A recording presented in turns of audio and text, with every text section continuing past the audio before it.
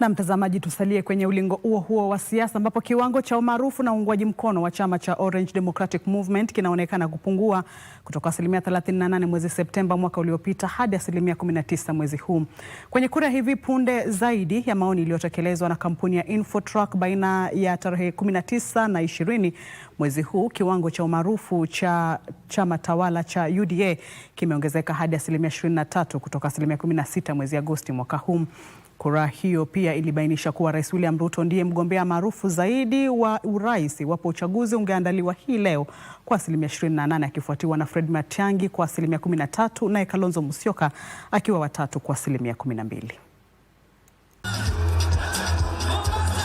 Chama cha ODM huenda kikahitajika kutekeleza hatua za kukiwezesha kudumisha umaarufu wake iwapo matokeo ya utafiti wa kampuni ya Infotrack ni wa kuzingatiwa.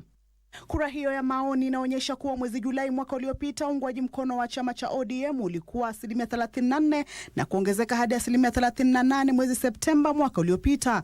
Hata hivyo, maarufu huo ulipungua mwezi Agosti mwaka huu na kufikia 16% kabla ya kuongezeka hadi 19% miezi minne baadaye. Anajiri huku utafiti huo ukionyesha kuwa mbunge wa Embakasi Mashariki Babu Owino ndiye anayepigiwa upatu zaidi kumrithi hayati Raila Odinga kwa 36%, Oburu Odinga kwa 10%, Gladys Wanga kwa 7% na James Orengo kwa 4%.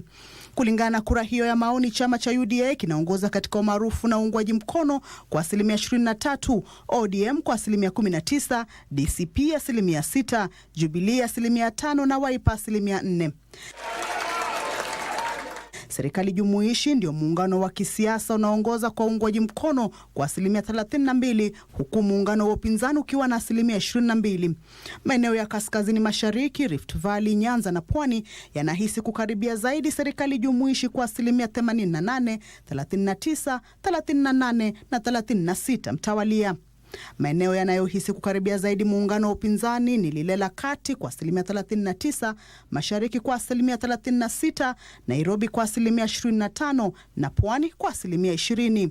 Kura hiyo inaashiria kwamba Rais William Ruto ndiye mwaniaji maarufu zaidi wa urais iwapo uchaguzi ungeandaliwa leo kwa 28%, akifuatiwa na Fred Matiang'i kwa 13% na Kalonzo Musyoka akiwa wa tatu kwa 12%, Babu Owino kwa 7%, Rigathi Gachagua 5% na Martha Karua na David Maraga kwa 2% kila mmoja.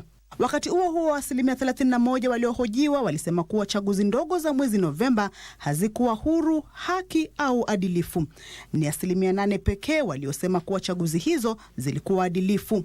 46% ya Wakenya walisema kuwa gharama ya maisha itashawishi upigaji kura mwaka 2027, huku 27% wakisema kuwa kukabiliana na ufisadi na huduma za afya kutashawishi uamuzi wao.